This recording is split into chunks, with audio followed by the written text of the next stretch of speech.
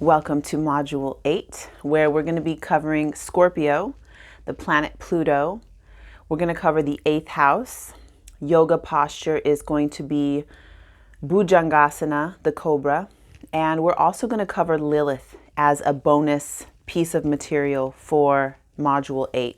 So let's go ahead and get started here with the zodiac sign Scorpio. Scorpio is the 8th of the zodiac signs. This represents the season going into Samhain. This is also Day of the Dead in October. We celebrate Halloween. The Samhain in November is also known as the cross quarter. This is All Saints, All Souls Day. The theme of Scorpio season is death and rebirth. We can also think about regeneration. If you don't like the term death and rebirth, basically what's happening during death and rebirth is regeneration. So just like in your compost pile, you put food, you're done with the scraps of the food, its life is over. It dies, it gets moldy until it decomposes. It's a death process. And then it's regenerated or reborn as new fertile soil. So Scorpio is a time of year that we are exploring our life force energy. We are discovering more about our personal power by this thing that we all humans all have to go through, which is death and endings. This thing is what unites us all also, because everybody, especially if you've had somebody die, it's like you go through, and I don't mean somebody die like you know somebody who died. It's like your lover died, your sibling died, somebody very close to you. You will experience a new aspect of life through experiencing the loss of life. So when people are talking about that they don't have fear anymore and that they don't feel grief or sadness, I always wonder, have you actually crossed the threshold of death? Because once you do, you will realize that you will always feel a certain exquisiteness about suffering. There's a certain exquisiteness, meaning like you're, it's just grueling, but it also is like in that contracting of having this loss of life, we also experience this other level of bliss at the fact of being alive. So the ancient Egyptians really made a huge deal out of death. And just through looking at the top layer of it, you might think, wow, they were really overly fascinated with death. But the reason is that they were really fascinated with life. And then seeing that this death process is, we're able to take consciousness, our own awareness with us through the portals of death. And from the Tibetans, the Egyptians, now I'm studying the Aztec practices of death and dying. All of these incorporate dreams, which we'll get to that when we get to Pisces in the 12th house and Neptune. But it's very closely related because at night when you sleep, there's a death of that day. There's a death of that daytime reality. So whenever you might say, oh, let me sleep on it, means that you need to let yourself die to this day, take it with you into the sleep and the dream realm. And then when you're reborn in the morning, you awaken again. Now you may have some new perspective on that. So Scorpio rules this whole process of falling asleep. And where do you go? Where does your consciousness go? There's a mystery involved with this Scorpio teachings. When you die or when somebody dies, it's like, where did they go? They as a body is gone, but the impression and the impact that that person made is always there. If you know anybody who's died, I'll use my grandpa, just image pops up. He is dead. He's been dead for a long time. His body has been gone. I still dream of him. He still shares wisdom with me. There's still things that he gave me as far as emotional intelligence and my work ethics and ability to farm and know how to do agricultural things that live on very strongly in me, which I attribute to Grandpa. In a way, he didn't die for me. There has been a transformation of him, and his physical body has decomposed and completely gone by now. But in a way, his energy has made a lasting impact. So Mystic has mentioned, it's coming to my mind, we were doing a video about dreaming actually, and we shared that. I think it's still there alive on the Mystic Source School page. You can still access that. There's a lot of great information shared there about death and dying and about dreams and how this is the same thing and how we can carry our consciousness through into the dream state. This is called lucid dreaming.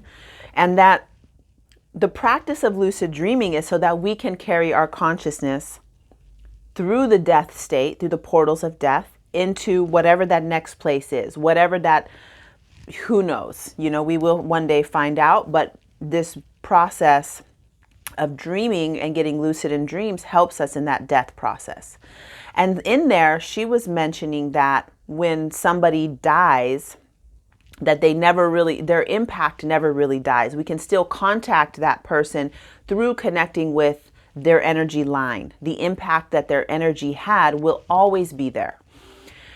So like that's Scorpio. In a nutshell, that's Scorpio. That energy pattern that you create, that is you, and that ever was, ever will be. And we can think about that in forms of teachers that we've had. Some of my teachers for yoga that I studied in India, I never met them, but I studied and connected with them through their books, through their teachings, through prayers, through rituals.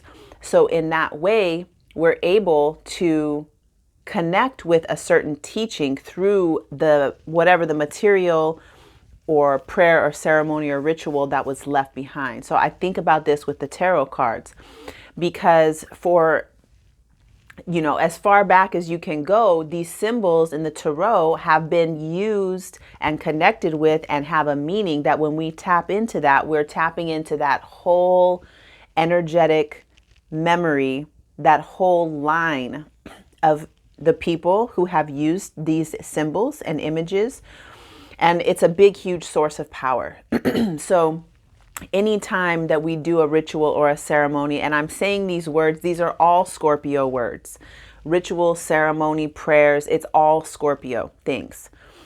When we tap into that, we are connecting directly into that source of power. And one of the now that I'm saying that phrase, source of power, one of the phrases that I always need to tell people when they have, especially Scorpio rising, is that we need to remember to source ourselves with the energy of above and the energy of below. So we constantly need to remember that when we're sourcing energy, we do it from the sky above, the planets, the cosmos, and from the earth and from plants, from, so we're supplying ourselves in that relationship above and below. We don't want to be sourcing energy from people. We don't want to be sourcing energy from this direction. And if you do, because I know that in some magic things, we do source in this way. If you do, you just need to be really prepared to deal with the consequences of that, because now you're opening yourself up to another person who can be volatile. You're opening yourself up to a place that can be volatile, and there's a lot less consistency when you source energy in this direction. When you source energy above and below, this is the natural way the energy wants to move through the spine, from the crown of the head, the base of the spine, energy coming this way, circling around and making this orbit around us like a water fountain that's consistently regenerating and recycling itself. This is an easy, natural flow of energy. And I think that if you just remember that we are everything from the sky and we are everything from the earth. We are a natural bridge between these two places. Scorpio asks the question, what is it that turns me on? What is it that makes me feel fully alive? And then it wants to go for those things. It's constantly seeking that feeling of desire and passion and turn on. Can be very dangerous at some level because it doesn't have a thinking function at all. It's full emotionality and potency. There's a certain sexuality that we think of when we see Scorpio that's really sexy. It's really turns, unless you have fear around this archetype, which many people do, because Scorpio this is the witches, this is the shamans, the mystics, those beings that are fully sourced, sorcerers, sorceress. Those that are fully in their power have been shamed and denied a place in our culture as patriarchy took over, because of the fact that now if you are your own power source, you know how to source energy from the plants and from the earth and with the sky above, and you're able to direct that energy for healing, you're able to direct that energy for attracting things you want. You are massively powerful and you don't fit into the paradigm of patriarchy. So we have culturally just neglected our Scorpio side and thrown them into the fire and said that they were wrong. So you want to be sure that when you're accessing this part of yourself, that you are aware of the fullness of that. And why are you scared of these things? Question that. Why are you afraid of the Scorpio mysteries? Let's go into the next video talking more about Scorpio and Pluto. We'll get back and I look forward to continuing this topic.